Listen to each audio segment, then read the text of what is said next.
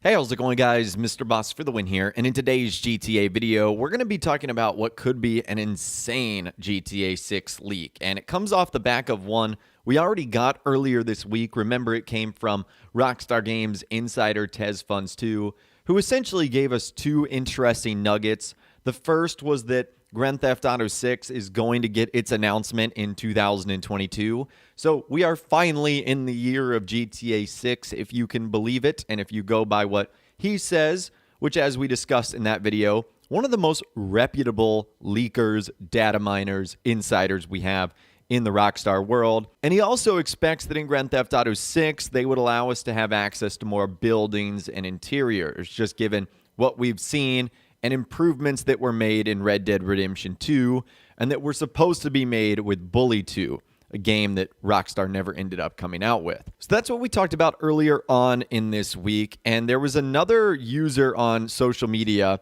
who has an incredibly accurate, almost scary accurate backstory, has given us some GTA 6 news. So this takes a little bit of explaining, and it's going to have to talk about things that are not GTA for just a hot minute. So it comes from the Twitter account in GT. They right now only have about 3,000, a little over, followers, and they don't talk about Grand Theft Auto a ton. But long story short, this individual leaked the new Star Wars game coming from Quantic Dream.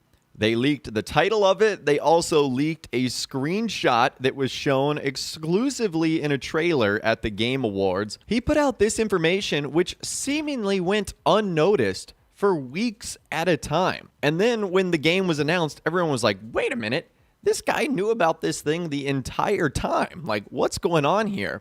So clearly, he has a source inside the gaming world that gives him pretty good access to stuff like this. So that's why I'm saying I'm pretty sure this track record here is pretty good. So now that you know that backstory, let's go ahead and dive into what he ended up talking about.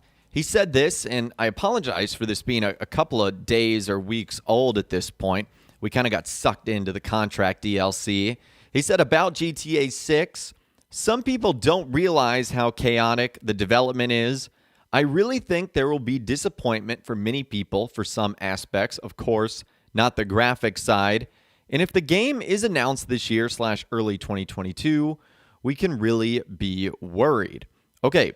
So if you guys are wondering what he's talking about from the disappointment of the aspect side, he says the story.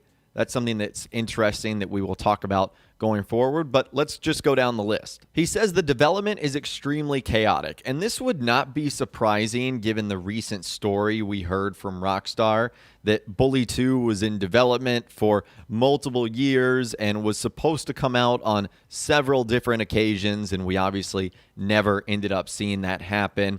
I'll leave a link to that article in the description if you guys are interested. Long story short, Rockstar tried to work on Bully 2 for like 15 plus years. The game never came out, so that would obviously be a chaotic development cycle. We also know that Rockstar in general has had a little bit of turmoil over the last couple of years with big-time names like Leslie Benzies and Dan Houser ended up leaving the company. These are some of the guys that created the original Grand Theft Auto titles and have been there for everyone since then. So that's obviously going to create sort of a huge shockwave when it comes to, the next GTA title. We obviously had this thing called the pandemic that's still going into its third year right now. So that might have had a huge impact on how development is going, whether it be working from home or just simply losing talented employees, developers, artists, etc., not being able to record motion capture stuff or audio stuff. So it's not surprising that development probably extremely chaotic here. He also says that the story is going to be disappointing. And to me, I would be extremely upset if this is the case because I think that my two favorite games of all time, story-wise, we have Red Dead Redemption 2 and Grand Theft Auto 4. It doesn't take anything away from GTA 5. I just thought those two stories were better, especially Red Dead Redemption 2's. So if Rockstar unfortunately sacrifices the story for maybe let's just say something like multiplayer or online or something like that, I'm going to be disappointed because the single player is one of my favorite parts of getting a new GTA title, obviously. And until Grand Theft Auto Online, that's all we really had was the single player of the Grand Theft Auto game. So it'd be kind of upsetting if that side of things wasn't necessarily all that great. So many people actually don't know this fun fact, but actually one of the big features that Rockstar wanted to include in GTA 5 was enterable buildings and building interiors for nearly every single building in the game. That means if you saw any type of building, whether it's a hotel, a business, or really anything else in the game, you'll be able to go up to it, open the door, and enter it without any loading screens, and each one will have its own custom interior. Now that in itself is a very big task to do, and one of the main reasons why Rockstar didn't do it is because of hardware limitations on the PS3 and Xbox 360. Creating an open world map like GTA 5 is already difficult as it is, and adding building interiors that need to be rendered in real time without any loading screens adds to the complexity quite a bit. Now, I'm sure Rockstar could have implemented this in a similar way that Fallout 4 did, where you go up to a building and then there is a very quick loading screen as you load into the interior. However, that unfortunately does take away from the immersion quite a bit, and that is probably the reason why Rockstar ended up canning this feature and not releasing it at the end. Now, the reason why we're discussing it today is because GTA 6 is allegedly going to bring this feature back, and it's actually going to happen this time around. Now, every GTA game has its own special feature that Rockstar likes to highlight as the showcase upgrade. For example, in GTA 5, the showcase feature upgrade was definitely the 3-character system for single player. This was never done before in a single player game, it was implemented incredibly well, and it certainly was one of the really interesting quirks about GTA 5 that was really not ever seen in the industry before. The quirk and upgrade in GTA 6 is likely going to be these building interiors. Every building inside the game is going to have its own interior, and you're going to be able to enter it, exit it, and move around within it without any loading screens, which is pretty incredible. Now, according to Test Funds, as all of you know, is a super reliable source for GTA information, he did say that the development team is trying to make quote-unquote most interiors accessible for GTA 6, so it seems like based on his wording that Rockstar is trying to make most buildings accessible in GTA 6, but not all of them. I'm curious which buildings are going to be accessible and which ones won't, and why some of them won't be accessible. A lot of questions have yet to be answered in terms of this, but honestly, if there's one company that can pull off a quality open world map with actual interiors of buildings that need no loading screens to enter within, Rockstar is the company to do it. The PS5 and Xbox Series X both have extremely quick solid-state drives, and they should be more than quick enough to load in these building interiors in real time, and I'm honestly really hoping that this happens.